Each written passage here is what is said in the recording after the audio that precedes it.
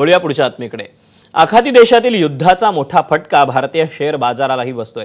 बाजाराच्या घसरणीमुळे गुंतवणूकदारांचं काही मिनिटात जवळपास 15 लाख कोटींचं नुकसान झालं, तर भारतीय रुपया डॉलरच्या तुलनेत 43 अंकांनी घसरून 92 रुपये 25 पैशांवर पोहोचला। परराष्ट्र मंत्री एस जयशंकर यांच्या सभागृहातील निवेदनानंतर भारतीय शेअर बाजारात काही प्रमाणात स्थिरता दिसून आली।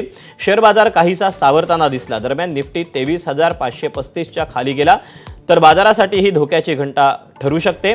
निफ्टी थेट 22,000 पर्यंत कोसळण्याची भीती आहे।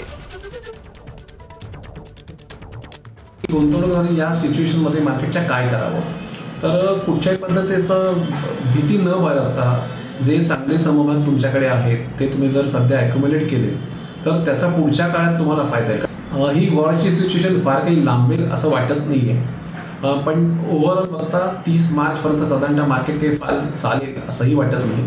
त्यामुळे थोडंसं सबुरी घ्यावी, आपल्या केलेल्या गुंतवणुकीचा आढावा घ्यावा आणि मगच काय तो आपल्या इन्व्हेस्टमेंटबद्दलचा जो काही निर्णय आहे तो आपल्या सल्लागाराच्या मदतीने घ्यावा।